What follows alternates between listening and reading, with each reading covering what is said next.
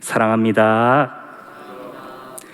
네, 저는 지난 시간에 에스라 6장의 말씀을 통해서 이스라엘 백성들이 자기들이 지은 죄 때문에 이방 나라에 사로잡혀갔었다는 말씀을 함께 나눴습니다.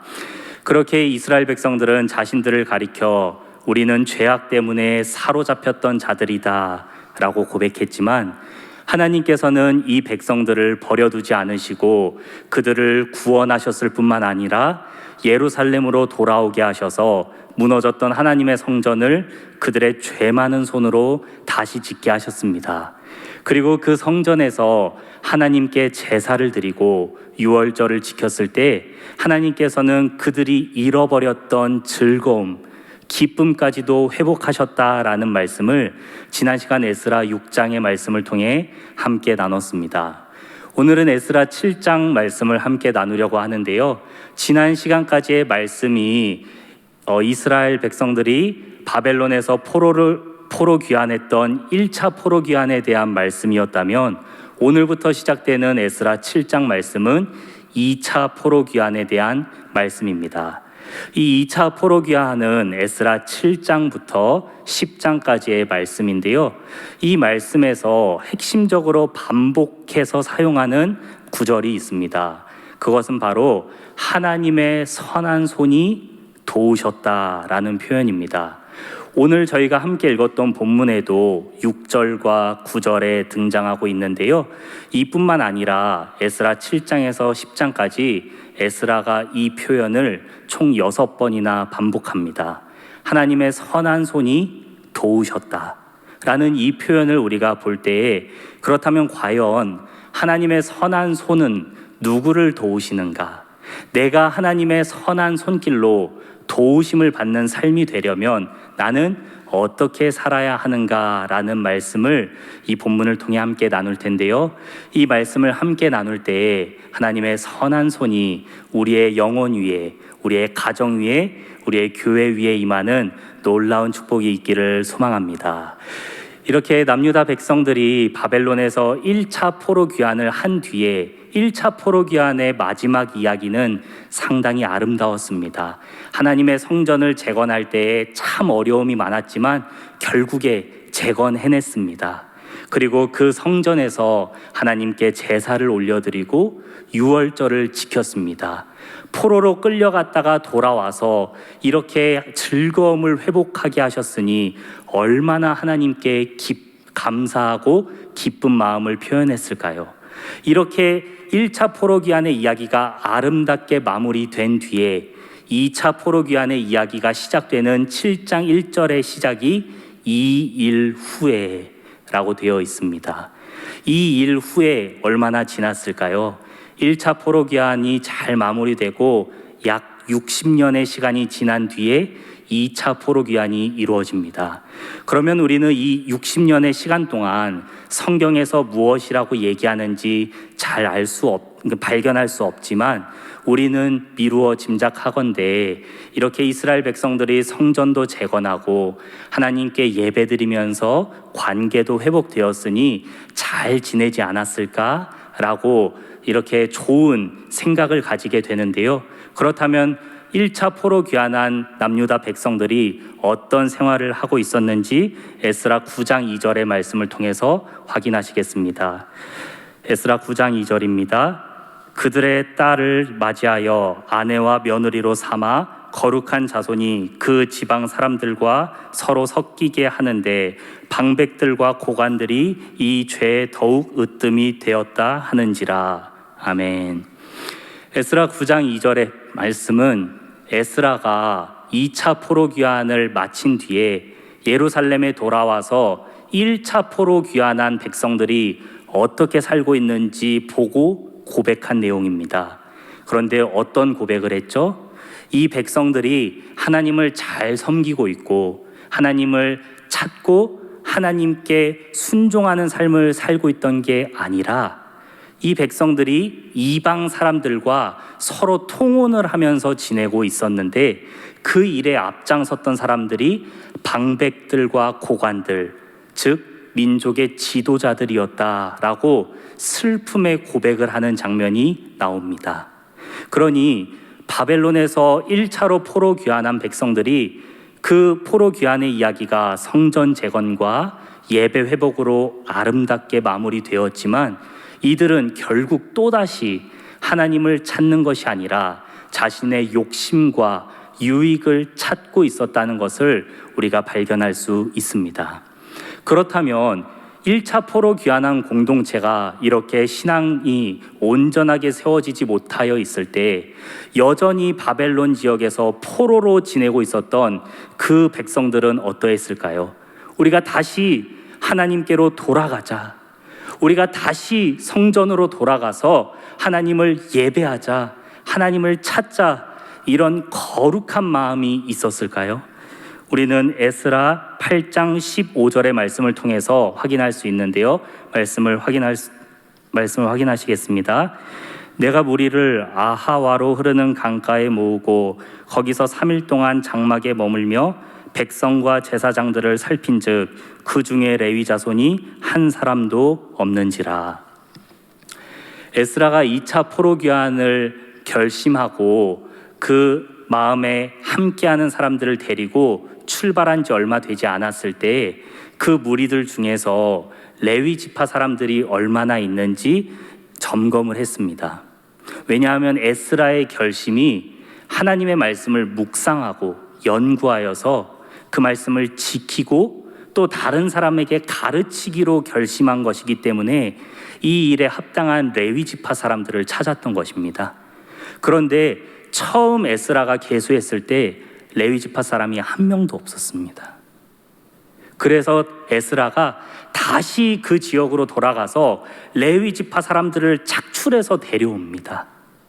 그래서 오늘 저희가 함께 읽었던 말씀에서 레위 지파 몇 사람이 함께 왔다라는 기록이 남은 것입니다. 그렇다면 여러분, 여전히 바벨론 지역에서 포로로 지내고 있던 이 사람들은 어떤 마음이었다는 걸 알 수 있습니까? 하나님을 찾고 하나님께로 돌아가야겠다라는 마음이 아니라 심지어 레위 지파 사람들조차도 그 지역에서 머물러 살면서 자기의 만족과 유익을 찾는 삶을 살았다는 것을 알 수 있습니다. 바벨론에서 포로 귀환한 사람들도 그리고 바벨론 지역에 여전히 남아 있었던 사람들도 하나님을 찾고 하나님께로 돌아가려는 것이 아니라 자기의 삶과 자기의 만족을 더 먼저 찾았다는 것을 알 수 있습니다. 바로 이럴 때에 에스라가 하나님을 찾고 하나님을 위한 거룩한 결심을 한 것입니다. 에스라가 결심을 했을 때에 그 결심은 하나님의 말씀을 연구하고 또 지키며 사람들에게 가르치자라는 결심을 한 것입니다. 에스라가 이렇게 결심을 했을 때에 하나님께서 에스라를 도우시고 선한 손길로 그가 하는 모든 일에 함께 하셨다는 고백을 에스라가 한 것입니다. 사랑하는 여러분, 에스라는 하나님의 선한 손길이 자신을 돕는 것을 많이 경험했습니다. 그래서 이 선한 손길이 나를 도우셨을 때 언제 도우시는지를 아는 사람이 바로 에스라였는데요. 에스라는 사람들에게 하나님께서 우리를 언제 도우시는지, 언제 함께 하시는지 이렇게 말하고 다녔습니다. 에스라 8장 22절의 말씀을 확인하시겠습니다. 이는 우리가 전에 왕에게 아뢰기를, 여기서 얘기하는 왕은 페르시아 제국의 아닥사스다 왕입니다. 왕에게 아뢰기를, 우리 하나님의 손은 자기를 찾는 모든 자에게 선을 베푸시고 자기를 배반하는 모든 자에게는 권능과 진노를 내리신다 하였으므로 길에서 적군을 막고 우리를 도울 보병과 마병을 왕에게 구하기를 부끄러워하였음이라. 아멘. 에스라가 자신의 백성들에게만 이 말을 한 게 아니라 자신이 섬기고 있는 페르시아 제국의 이방 왕에게까지도 이렇게 얘기한 것입니다. 왕이시여, 우리 하나님은 자신을 찾는 모든 자들에게 선한 손길로 도우시는 분이십니다라고 페르시아 제국의 왕에게도 얘기할 정도로 에스라는 하나님을 찾는 자에게, 하나님을 찾는 자에게 하나님의 선한 손길이 임한다라는 사실을 믿었습니다. 그리고 그것을 많이 경험했습니다. 그래서 에스라는 이 사실을 많이 말하고 다녔는데요. 사랑하는 여러분, 이 말씀을 우리가 함께 볼 때에 얼마나 큰 위로가 되는지 모릅니다.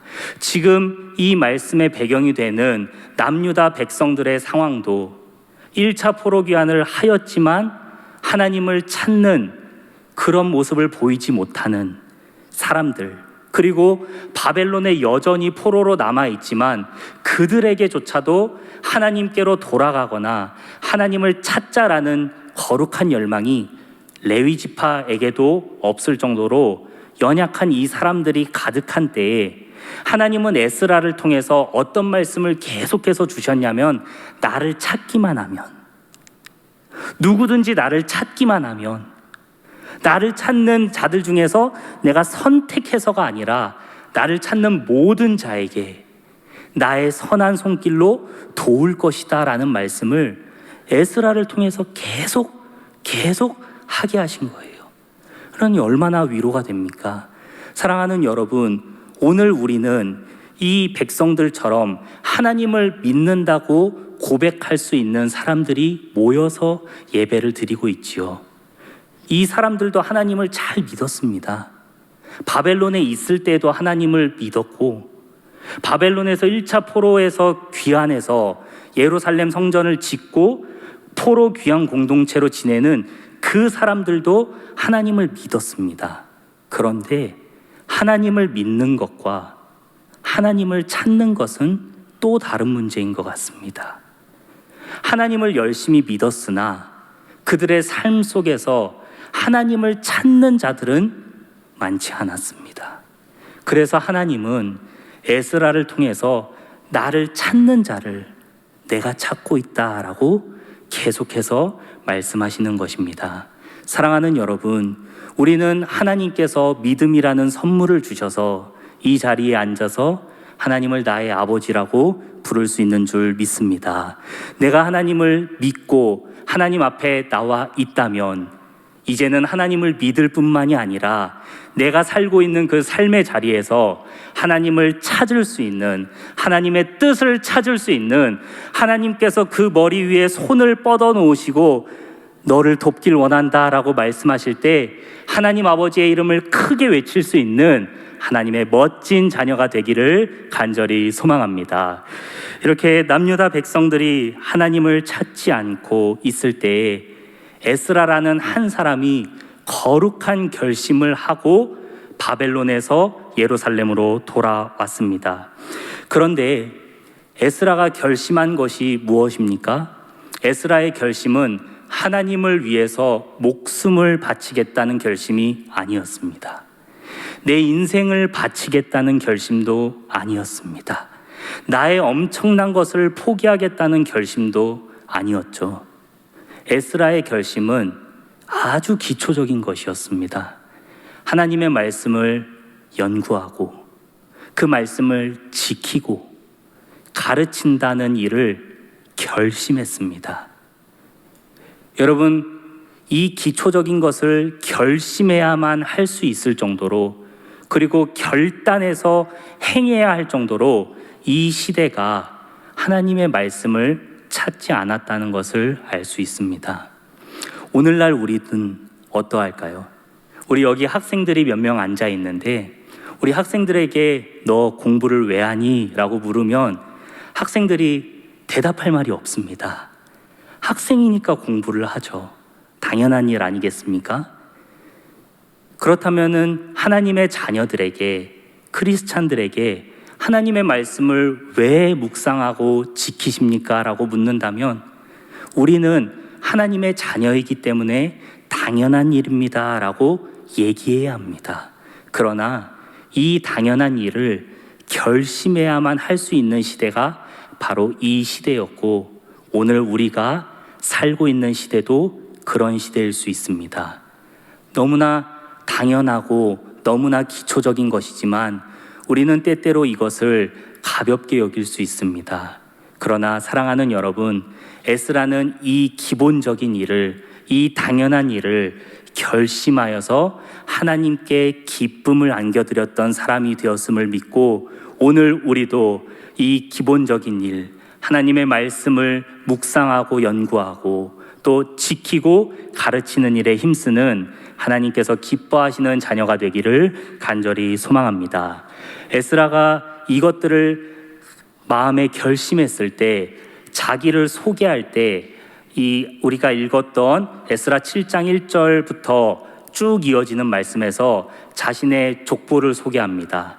이 족보를 올라가다 보면 우리의 눈에 익숙한 이름이 나오죠. 다른 이름들은 잘 모를 수 있지만 비느하스는 알고 있죠. 그리고 그 비느하스 다음에 나오는 아론도 잘 알고 있습니다. 이렇게 에스라가 자신의 족보를 2차 포로귀환이 시작되는 이야기 처음에 등장시키는 이유는 자신이 결심한 바, 하나님의 말씀을 묵상하고 지키고 가르치는 일을 하는 데에 자신이 적합한 인물이다라는 것을 이스라엘 백성들에게 강조하기 위해서 이 족보를 사용했다라고 학자들이 해석을 합니다. 그렇다면 사랑하는 여러분, 이스라엘 백성들이 에스라를 볼 때, 그래, 에스라라면 우리에게 하나님의 말씀을 가르치고 지키게 하는데 참 적합한 사람이야 라는 생각을 하지 않았을까요?